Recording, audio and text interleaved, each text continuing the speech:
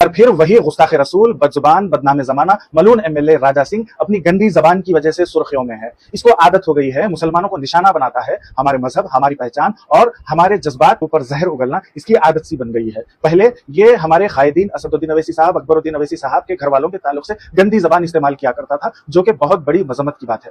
फिर अब ये सारे मुसलमानों के बहनों के ताल्लुक से गंदे अल्फाज इस्तेमाल कर रहा है। सवाल ये उठता है कि आखिर इसको इतनी हिम्मत आती कहां से है? जवाब यह है कि हुकूमत की लापरवाही, हमारे कायदीन की बेहिसी, बेगैरती और सियासी मफाद इसको खुला पैगाम दे दिए हैं कि चाहे ये कुछ भी कह ले, चाहे ये कुछ भी कर ले, इसके ऊपर कोई एक्शन होने वाला नहीं है।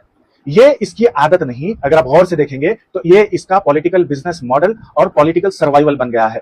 पिछली मर्तबा आपको याद होगा कि जब इसने गुस्ताखी और जहरीली तकरीर की तो सारे शहर का माहौल खराब हो गया था। मुसलमान नौजवानों में इतना गुस्सा भर गया था कि शाली बंडे की उस रात वो चौरस्ते पर जमा हो गए थे। यहां तक कि एक मजलिस के एमएलए पर भी उलट गए। तेलंगाना हुकूमत, वो वक्त की बीआरएस की हुकूमत को मजबूरन राजा सिंह को अरेस्ट करना पड़ा और पीडी एक्ट लगाना पड़ा।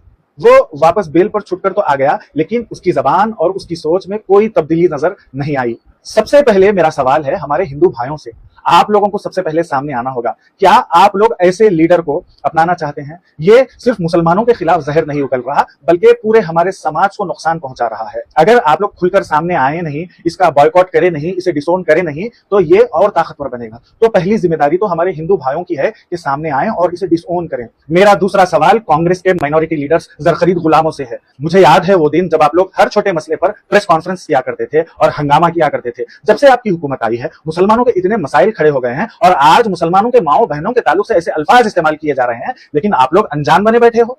जब आपकी जातियत पे बात आ जाती तो गांधी भवन में मारपीट कर लेते, लेकिन जब मुसलमानों के मसाइल पे बात आती तो आप लोग अंधे बहरे और गूंगे बने बैठे हो। आप लोग को तो चाहिए था कि सीएम रेवंत रेड्डी के पास जाएं और डिस्कस करें कि राजा सिंह के ऊपर कैसा लीगली कार्रवाई की जा सकती है।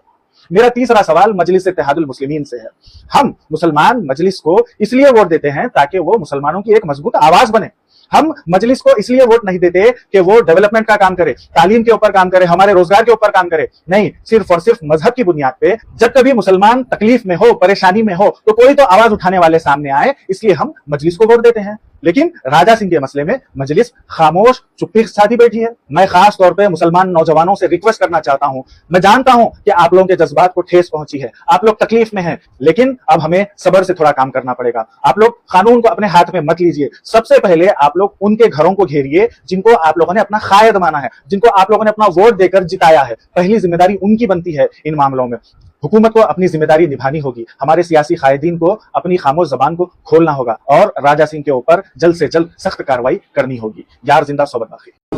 बुरहान उस्ताद हैदराबाद बहुत अच्छा बना है, सब सारा खाना अच्छा था। बिरयानी अच्छी थी, roast lamb roast right, leg roast बहुत अच्छा था, और मटन बहुत वेरी गुड, जबरदस्त पसंद आया सब कुछ अच्छा है। क्या नाम है? बुरहान उस्ताद हैदराबाद बहुत अच्छा बना है, सब सारा खाना अच्छा था। बिरयानी अच्छी थी, roast lamb roast right, leg roast बहुत अच्छा था, और मटन बहुत वेरी गुड, जबरदस्त। हाँ, सलीम इनका नाम है। Very good, thank you.